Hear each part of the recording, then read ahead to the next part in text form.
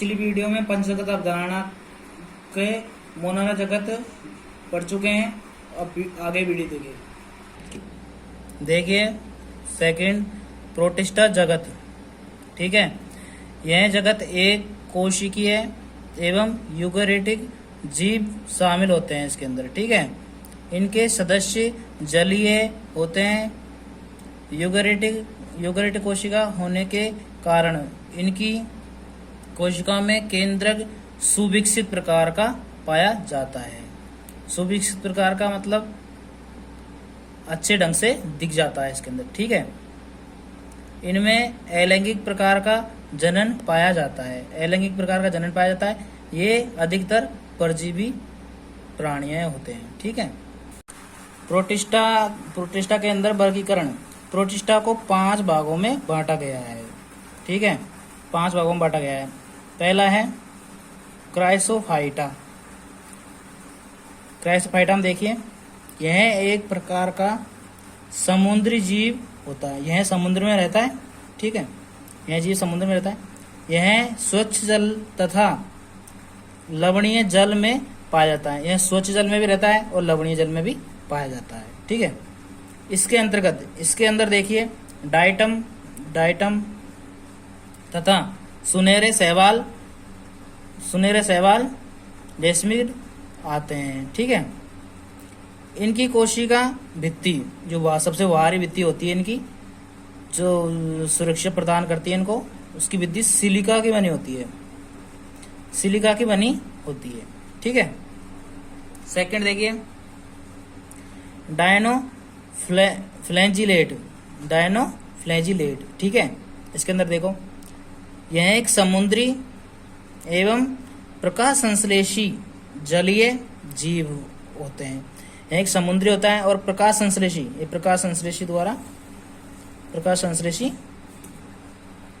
होता है। ठीक है, जलीय जीव है, प्रकाश संश्लेषी द्वारा जलीय जीव है।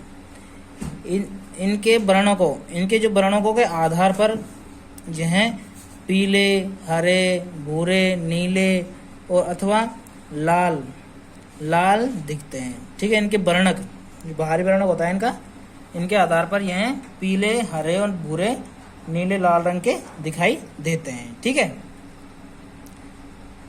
इनमें गमन के लिए गमन का मतलब एक स्थान से दूसरे स्थान पर आना। गमन के लिए दो प्रकार की कशाभिकाएं। देखो, 2 प्रकार की कशाभिकाएं होती है। 2 प्रकार की कशाभिकाएं पाई जाती है। ठीक है, पाई जाती है।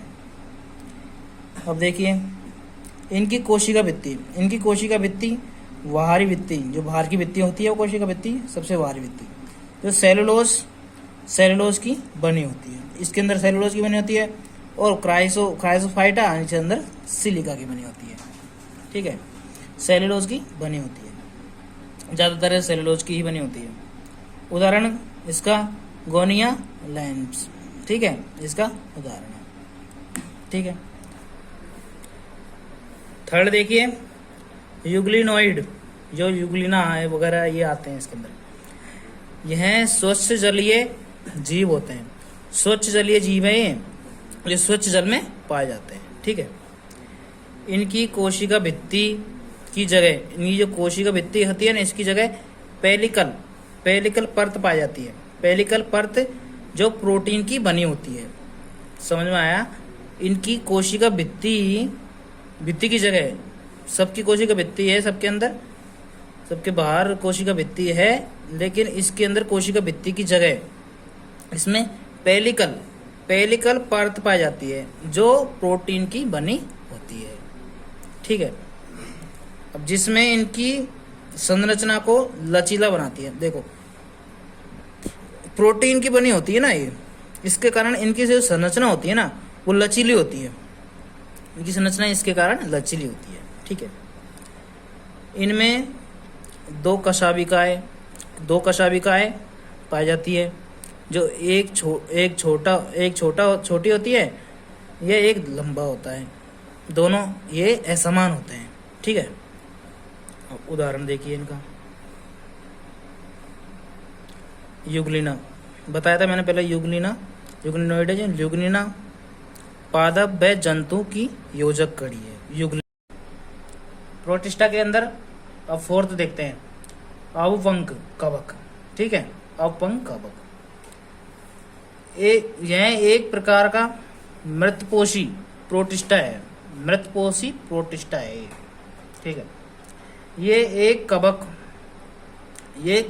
कवक सड़ी हुई टहनियों पत्तों के साथ गति करते हुए जैविक पदार्थ का भक्षण करते हैं। ठीक, ये कवक जो सड़ी हुई जो टहनियां होती है ना, और पत्तों के साथ गति करते हुए जैविक पदार्थ का भक्षण करते हैं। जैविक पदार्थ का भक्षण करते हैं। ठीक है, अनुकूल देखो, अनुकूल परिस्थितियों में ये समूह है, एक जगह समूह बनाते हैं जिन्हें प्लाज्मोडियम होते हैं, वो समूह बना देते हैं, एक जगह इकट्ठा हो जाते हैं। ठीक है, अब फिफ्थ देखिए, प्रोटोजोआ। ये इंपॉर्टेंट है आपके लिए।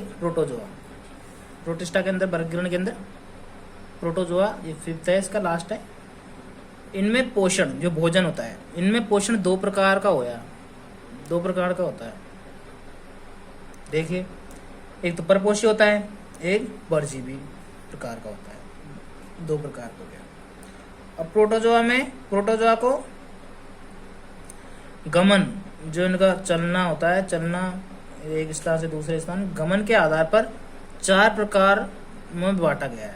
वो प्रोटिस्टा में जो वर्गीकरण होता है इनका प्रोटोजोआ का, इसके अंदर पहला देखिए, गमन के आधार पर 4 प्रकार का होते हैं प्रोटोजोआ। पहला है अमीबीय प्रोटोजोआ। ठीक है, अमीबीय, इनमें गमन अंग आवासीय प्रकार का होता है, आवासीय पाया जाता है, आवासीय होता है। ठीक है, इनमें गमन अंग आवासीय होता है।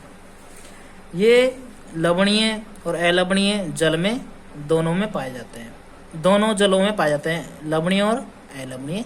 खारा पानी में भी पाए जाते हैं, मीठे पानी में भी, जल में पाए जाते हैं। ठीक है, इनमें सिलिका का कवच होता है। सिलिका जो मैंने बताई थी आपको, कोशिका जो भित्ति होती है वो सिलिका, ठीक है, सिलिका की बनी होती है। ठीक है, उसका कवच, बाहरी कवच होता है। ठीक है, बी देखिए, कशाभी प्रोटोजोआ। कशाभी प्रोटोजोआ है बी। अब इनमें देख लो गमन अंग कशाभिक, इनमें जो गमन अंग होते हैं वो कशाभिक होते हैं, कशाभिक। ठीक है, ये निंद्रा यानी नींद व्याधि, निंद्रा व्याधि ये रोग है, ट्रिप्नोसोमा रोग है। ठीक है, ये इंपॉर्टेंट है। नींद आती है ना वहाँ पे, नींद या व्याधि रोग है ट्रिप्नोसोमा, जिनको नींद ज्यादा आती है इसमें ट्रिप्नोसोमा के द्वारा उत्पन्न करते हैं। ठीक है, अब सी देखिए, पक्षमाभि की प्रोटोजोआ। इनमें गमन अंग देखिए, इनमें गमन अंग पक्षमाभिकाएं पाई जाती है। गमन अंगों के लिए पक्षमाभिकाएं पाई जाती है। ठीक है, उदाहरण देखिए इनका, पैरामीशियम इसका उदाहरण है, जो एकोशिक जंतु होता है पैरामीशियम, आपको पता होता है।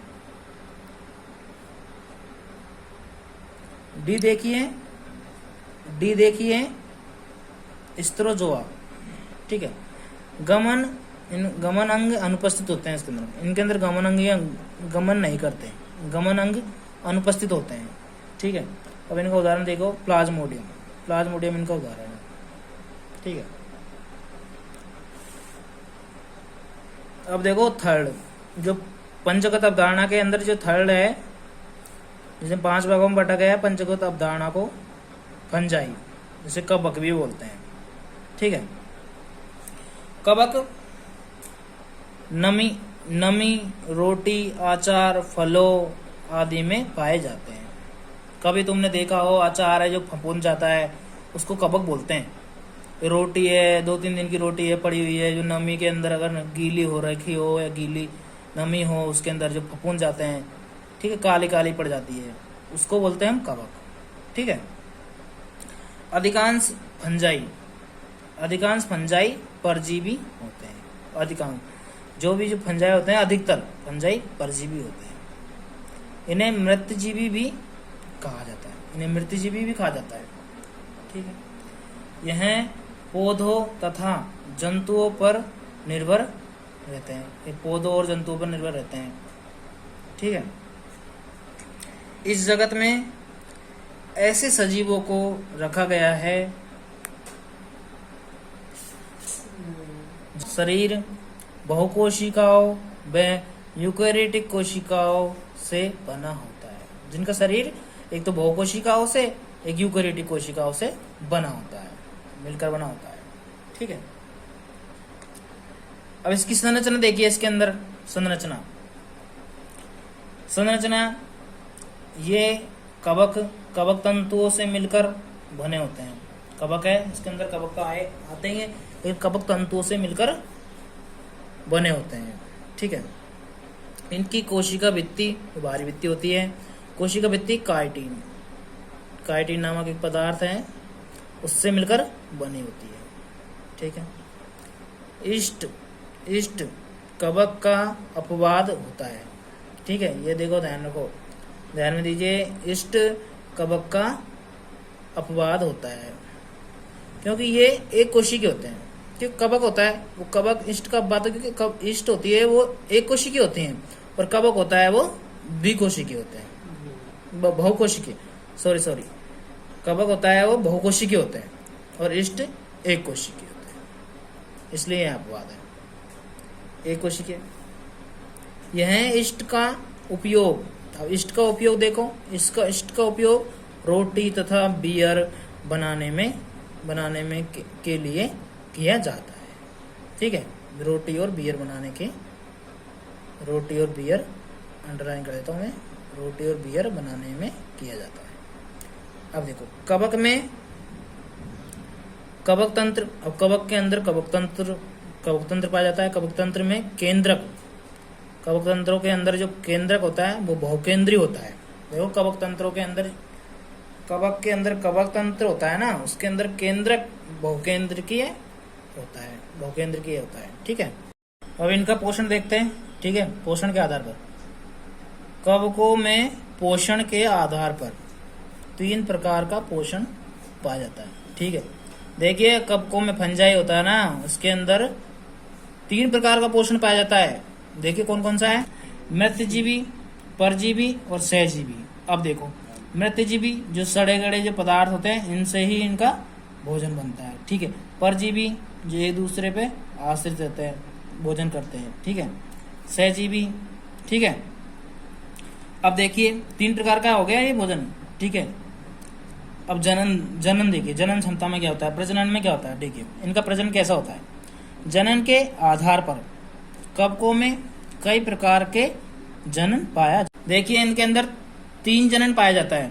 ठीक है, एक तो कायिक जनन, एक अलैंगिक जनन, एक लैंगिक जनन। ठीक है, फर्स्ट देखिए कायिक जनन, विखंडन, इसके अंदर होते हैं, देखो 3 पार्ट है, विखंडन, खंडन और मुकुलन, है ना, इनके आधार पर इसमें कायिक जनन पाया जाता है। ठीक है, अब अलैंगिक जनन देखिए, अलैंगिक जनन के अंदर बीजाणु द्वारा, अब बीजाणु के अंदर बीजाणु दानी होती है, बीजाणु दानी में जनन होता है। ठीक है, अब इनका जो इसका उदाहरण देखिए, कोनिडिया, इसका उदाहरण है कोनिडिया इसका उदाहरण है। ठीक है, अब थर्ड देखिए लैंगिक जनन।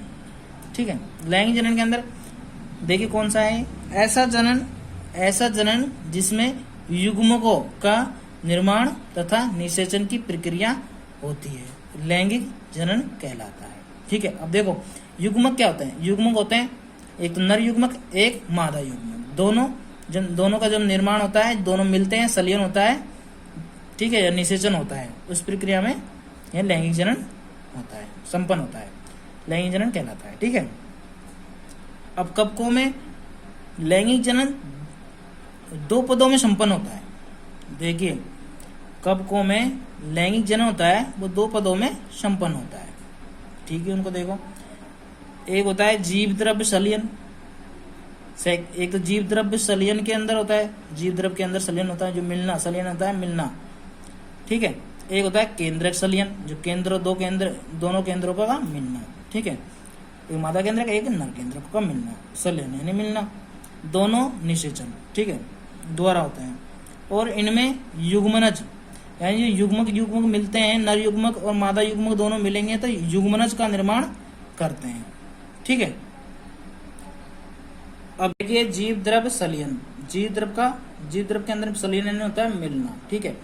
नर युग्मक एक मादा युग्मक, दोनों युग्मक होते हैं जो जीव द्रव का परस्पर मिलना, यानी दोनों जो युग्मक होते हैं, एक तो नर युग्मक एक मादा युग्मक, दोनों का मिलना जीव द्रव सलियन कहलाता है, ठीक है।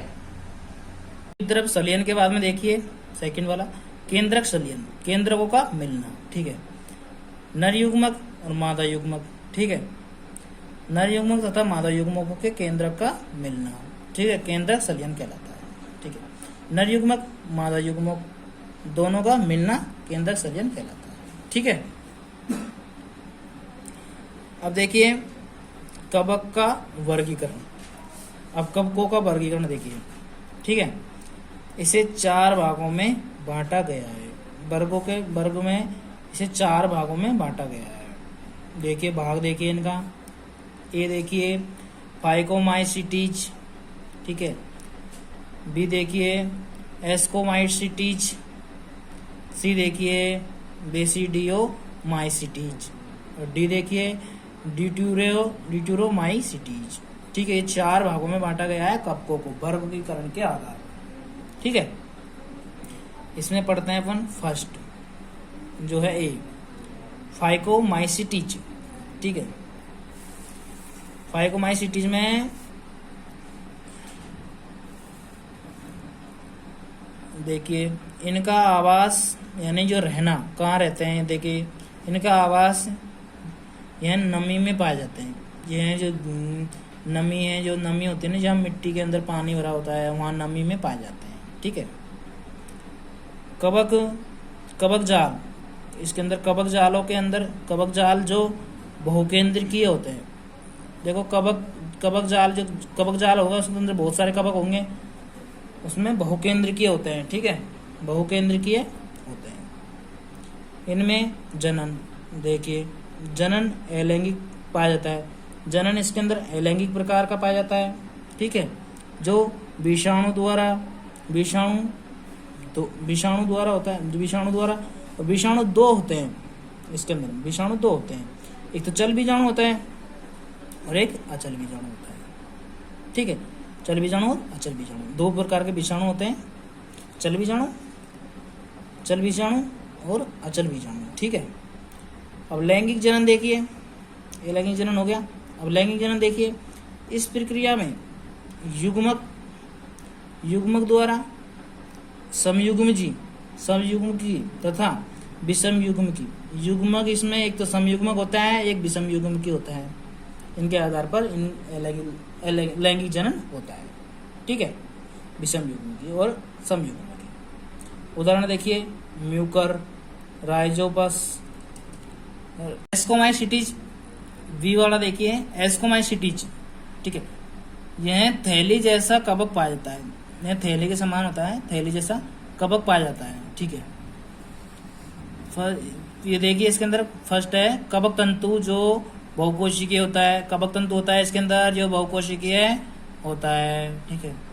पोषण के आधार पर यह मृतजीवी तथा परजीवी 2 प्रकार का होता है। पोषण के आधार पर मृतजीवी और परजीवी 2 प्रकार का होता है, ठीक है। अब जनन क्षमता देखिए, इनमें जनन प्रजनन देखिए, जनन तथा प्रजनन के आधार पर 2 प्रकार के होते हैं। इंपॉर्टेंट चीज ये देखो, इंपॉर्टेंट चीज है ये, जनन तथा प्रजनन के आधार पर 2 प्रकार के होते हैं। एक तो फर्स्ट है अलैंगिक जनन और लैंगिक जनन, ठीक है। अब अलैंगिक जनन देखिए, अलैंगिक जनन के अंदर बीजाणु द्वारा होता है अलैंगिक जनन, और लैंगिक जनन युग्मक द्वारा होता है, ठीक है। लैंगिक जनन युग्मक द्वारा और अलैंगिक जनन बीजाणु द्वारा। अब बीजाणु इसके अंदर देखिए एस्परजिलस इसका उदाहरण है, ठीक है। न्यूरोस्पोरा, मोरिले, ट्रफल आदि इनके उदाहरण हैं, ठीक है, एस्कोमाइसिटीज के ना, बेसिडियोमाइसिटीज, ठीक है, सी है बेसिडियोमाइसिटीज। यह ज़्यादातर नमी वाले स्थानों पर पाया जाता है, जहाँ नमी होती है वहाँ स्थानों पर पाया जाता है। इनका पोषण, यह पोषण में परजीवी होते हैं, पोषण में यह परजीवी होते हैं। यह मशरूम, जो मशरूम होते हैं ना उनकी सब्जियां बनाते हैं। यह मशरूम, ब्रेक्टफाइजा, फंजाई, ब्रेक्ट फंजाई तथा वफबोल है ना आदि। इनमें जनन कायिक जनन होता है जो विखंडन के द्वारा होता है, ठीक है, कायिक जनन जो विखंडन के द्वारा होता है, ठीक है। और लैंगिक जनन, लैंगिक जनन में द्विकेंद्रकीय यानी दो केंद्रक अवस्थाओं में बेसिडियो कार्प, तो ठीक है, फर्स्ट देखो बेसिडियो कार्प और सेकंड है बेसिडियम के आधार पर होता है, ठीक है। उदाहरण देखिए इनका, एगेरिकस है जो मशरूम बोलते हैं इसको, ठीक है, एगेरिकस को मशरूम बोलते हैं, ठीक है। अस्टिलेगो जो पैक्सिनिया, इसको पैक्सिनिया बोलते हैं, ठीक है। ड्यूटेरियोमाइसिटीज, देखिए डी वाला देखिए, ड्यूटेरियोमाइसिटीज, इसमें जनन प्रावस्था अलैंगिक जनन पाया जाता है, ठीक है, अलैंगिक प्रकार का जनन पाया जाता है जो कोनिडिया द्वारा होता है, ठीक है। इसके कुछ सदस्य मृतजीवी तथा परजीवी होते हैं, कुछ सदस्य इनके मृतजीवी हो सकते हैं तथा कुछ परजीवी होते हैं, ठीक है। लाइकेन, अब इसके अंदर देखिए लाइकेन, यह सहजीवी पादप जिसमें शैवाल और कवक की कड़ी जुड़ी होती है। देखो लाइकेन किसे कहते हैं, जिसमें शैवाल हो और कवक हो, दोनों की कड़ी जुड़ी हो, दोनों की कड़ी जुड़ी हो, उसको बोलते हैं हम लाइकेन, ठीक है। अब लाइकेन देखिए, लाइकेन इसके अंदर शैवाल आता है, एक कवक आता है, ठीक है, इन दोनों की जड़ी जुड़ी होती है ना इन कड़ी, उसको बोलते हैं लाइकेन। अब शैवाल में शैवलांश और कवक में कवकांश, ठीक है। प्रकाश संश्लेषण द्वारा, अब देखो शैवलांश में प्रकाश संश्लेषण द्वारा भोजन का निर्माण होता है, और इसके अंदर देखिए खनिज तत्व और जल ग्रहण करना होता है, ठीक है। आज की वीडियो में बस इतना ही। आगे वीडियो में पंचगत अवधारणा की जो 4th लेवल का है, पादप जगत प्लांटी, पादप जगत है वो देखते हैं। मित्रों सब्सक्राइब, लाइक